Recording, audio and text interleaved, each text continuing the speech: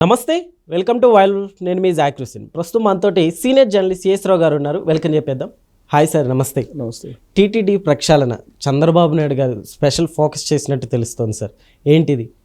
ఇది యాక్చువల్గా తిరుమల తిరుపతి దేవస్థానం ప్రక్షాళన నిజమేనా అని చెప్పి అనుకుంటారు అందరూ. Yes sir.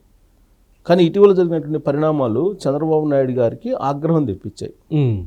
దీంతో ఆయన మూడో కన్ను వేశారు. మూడో కన్ను అంటే శివుడు మూడో కన్ను తెలిస్తే ఎలా ఉంటుంది, అలా చంద్రబాబు నాయుడు గారు అంత ఆగ్రహం బయటికి ప్రదర్శించకపోయినప్పటికీ ఆయన స్టైల్లో ఆయన ఒక ప్రత్యేకమైనటువంటి నిఘాను పెట్టారు. చీఫ్ ఇన్స్పెక్టర్గా ఒక సీనియర్ ఐఏఎస్ని నియమించారు తాజాగా. చీఫ్ ఇన్స్పెక్టింగ్ కోసం చీఫ్ ఇన్స్పెక్టర్ అని అంటారు దాన్ని. గతంలో కూడా 2010 ఆ ప్రాంతంలో 2010లో చీఫ్ ఇన్స్పెక్టింగ్ ఆఫీసర్గా సుధీర్ అనేటువంటి ఒక అధికారిని నియమించారు అప్పట్లో. అప్పుడు కాంగ్రెస్ పార్టీ ఉంది అధికారంలో. ఇప్పుడు చంద్రబాబు నాయుడు గారు సేమ్ అలాంటి పోస్ట్నే ఇప్పుడు క్రియేట్ చేశారు, చీఫ్ ఇన్స్పెక్టింగ్ ఆఫీసర్ అని. దీనికి సీనియర్ ఐఏఎస్గా ఉన్నటువంటి సాయి ప్రసాద్ గారిని నియమించారు. దీనికి సంబంధించి ఇంకా అఫీషియల్గా బయట రావాల్సి ఉంది. ఇంకా అది ఇంకా అన్ని చోట్ల ఇంకా రాలేదు. బట్ జీవో అయితే ఇచ్చారు. విజయానంద్ గారు చీఫ్ సెక్రటరీ ఆయన అయితే జీవో విడుదల చేశారు. సాయి ప్రసాద్ గారిని చీఫ్ ఇన్స్పెక్టింగ్ ఆఫీసర్గా ఆల్రెడీ అపాయింట్ చేశారు. ఓకే. అయితే ఈయన ఎక్కడున్నారు? ప్రస్తుతం జలవనరుల శాఖ కార్యదర్శిగా ఉన్నారు. సీఎం ఆఫీస్లో కార్యదర్శిగా కూడా ఉన్నారు. ఓకే. సో చీఫ్ ఇన్స్పెక్టింగ్ ఆఫీసర్గా ఇప్పుడు ఆయన్ని తిరుమల తిరుపతి దేవస్థానానికి నియమించారు. మరి ఈ నియామకం ఎందుకు చేపట్టినట్టు? ఆల్రెడీ ఈఓ ఉన్నారు, అలాగే అడిషనల్ ఈఓ ఉన్నారు, ఇద్దరున్నారు అక్కడ. శ్యామలరావు గారు ఐఏఎస్, అలాగే వెంకన్న చౌదరి గారు ఒక ఐఏఎస్ ఉన్నారు. ఆయన ఉన్నప్పటికీ కానీ ఎందుకని ఇట్లా చేశారండి? మరి ఎందుకు అని అంటే గత 1 year నుంచి వీళ్ళ బోర్డు నియామకం, తిరుమల తిరుపతి దేవస్థానం బోర్డు నియామకం అయినప్పటి నుంచి అధికార యంత్రాంగానికి బోర్డుకి మధ్య సమన్వయం లోపం ఉందనేటువంటిది క్లియర్గా ప్రభుత్వానికి అందినటువంటి నివేదిక. ఓకే. వారం రోజుల క్రితం అధికారులు అధికారికంగా ఒక నివేదిక ఇచ్చారు. తిరుమల తిరుపతి దేవస్థానంలో జరుగుతున్నటువంటి తోపులాట్లు కానీ, లేదా ఈ మధ్యకాలంలో బయటకు వచ్చినటువంటి నినాదాలు కానీ, లేదా అక్కడ క్యూ లైన్లు నిర్వహించడంలో వైఫల్యం కానీ, ఓకే, అక్కడికి వెళ్ళినటువంటి వాళ్ళకి రూములు అలాట్ చేసే సమయంలో గంటల కొద్దీ అక్కడ వెయిట్ చేయడం కానీ, ఇలాంటివి చాలా కంప్లైంట్స్ ఉన్నాయి. తర్వాత క్యూ మెయింటెనెన్స్ అనేది అసలు లేదు, ఒకటి. 2, అక్కడ ఏ దర్శనం ఎలా చేయించాలి అనేది కూడా క్లారిటీ లేదు. ఈవెన్ బిగినింగ్ బ్రేక్ దర్శనం ఇచ్చినటువంటి వాళ్ళను కూడా లోపల శ్రీవారి ముందు వాళ్ళు నెట్టేస్తున్నారు. నెట్టేయడం కూడా ఎవరు? జెంట్స్ లేడీస్ని నెట్టేస్తున్నారు. ఓకే. ఇలాంటి పరిణామాలు చాలా ఉన్నాయి. గొడవలు అయినటువంటి సందర్భాలు చాలా ఉన్నాయి. కొన్ని మాత్రమే బయటకు వచ్చాయి. ఈ మధ్యకాలంలో ఒక అతను నినాదాలు చేశారని చెప్పేసి అతని మీద ఒక కేసు ఏదో పెట్టారు తిరుమల తిరుపతి దేవస్థానం సంబంధించి విజిలెన్స్ విభాగం. సరే, ఆ తర్వాత ఆయన సారీ చెప్పాడు. ఆయన ఏదో వైఎస్ఆర్ కాంగ్రెస్ పార్టీ అని చెప్పేసి వైఎస్ఆర్ కాంగ్రెస్ పార్టీ అతను కావాలని నినాదాలు చేయించాడు అని చెప్పేసి చెప్పారు. నిజంగా వైఎస్ఆర్ కాంగ్రెస్ పార్టీ అతను నినాదాలు చేస్తే మిగతా భక్తులందరూ కోరస పడతారా? వాళ్ళు ఇబ్బంది పడకుండా, ఇబ్బంది ఉంటేనే మిగతా వాళ్ళు కూడా నినాదాలు చేస్తారు. పూర్తిగా వైఎస్ఆర్ కాంగ్రెస్ పార్టీ వాళ్ళు కుట్ర పని ఆ నినాదాలు చేయించారు అని అనడానికి ఆధారాలు 100% లేవు. అయితే కేసు పెట్టారు.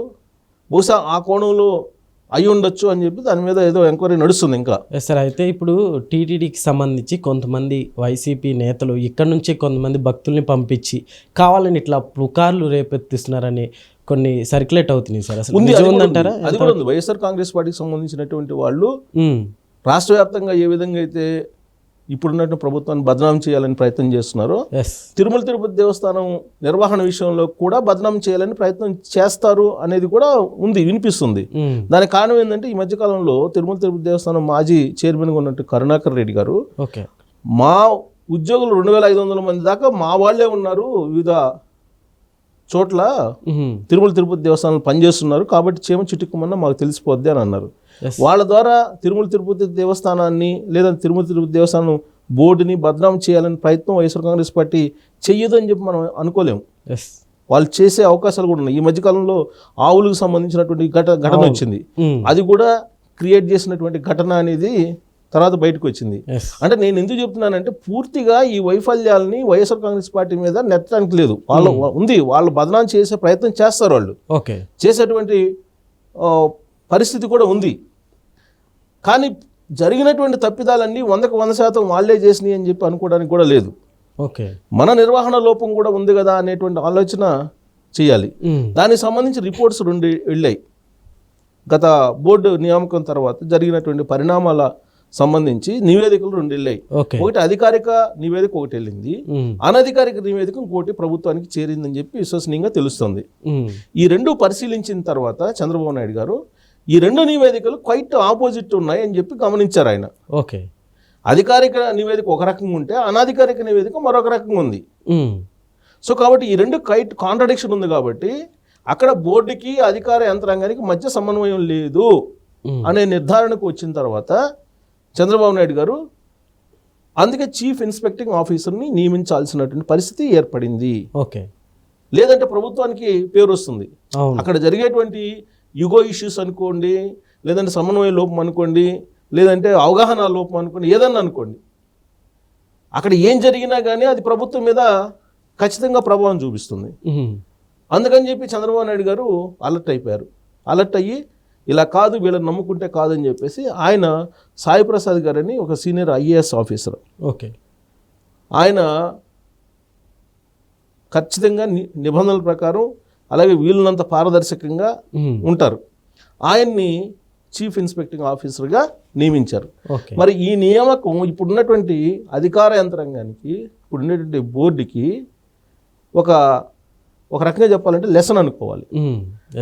అంటే ఈ మధ్యకాలంలో జరిగినటువంటి పరిణామాలు ఏవైతే ఉన్నాయో ఇవన్నీ కూడా మానవ తప్పిదం వల్ల, అవగాహన లోపం వల్ల, అలాగే సమన్వయ లోపం వల్ల జరిగినటువంటివి అని చెప్పి ప్రభుత్వమే భావిస్తూ ఈ నియామకం చేపట్టింది అని చెప్పి భావించడానికి అవకాశం ఉంది.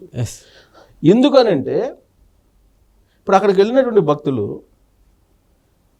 హ్యాపీగా రావట్లేదు చాలామంది అనేది వినిపిస్తుంది. ఓకే, నీట్నెస్ మెయింటైన్ చేస్తున్నారు, గతం కంటే గత ప్రభుత్వం ఉన్నప్పటి కంటే ఇప్పుడు మెరుగుపడింది అని చెప్పి వినిపిస్తుంది. పరిశుభ్రత విషయంలో, ఆహారం విషయంలో కూడా ఎంతో కొంత మెరుగుపడిందని వినిపిస్తుంది. కానీ నిర్వహణ విషయంలో మాత్రం విమర్శలని, ఆరోపణలను ఎదుర్కొంటూ ఉన్నారు ఇప్పుడున్నటువంటి బోర్డు కానీ లేదంటే అధికార యంత్రాంగం కానీ. దీనికి కారణం ఏంటి? విచ్చలవిడిగా అన్లిమిటెడ్గా స్పెషల్ దర్శనాలు ఇవ్వటం, బ్రేక్ దర్శనాలు ఇవ్వటం, దానికి తగిన విధంగా క్యూ లైన్స్ని మెయింటైన్ చేయలేకపోవటం. దీంతో భక్తులు అక్కడికి వెళ్ళినటువంటి వాళ్ళు ఈ ప్రభుత్వాన్ని బదనాం చేస్తూ మాట్లాడుకుంటూ ఉన్నారు. సో ఇలాంటి పరిణామం కొనసాగితే ప్రభుత్వానికి నష్టం అని చెప్పి ఇమీడియట్గా అలర్ట్ అయిపోయి చంద్రబాబు నాయుడు గారు సాయి ప్రసాద్ గారిని చీఫ్ ఇన్స్పెక్టింగ్ ఆఫీసర్గా నియమించారు. సో ఇక నుంచి బహుశా ఇప్పుడు జరుగుతున్నటువంటి తప్పులు జరగవేమో, జరగకుండా ఈయన ఇన్స్పెక్టింగ్ చేసి నివేదిక ఇస్తారు.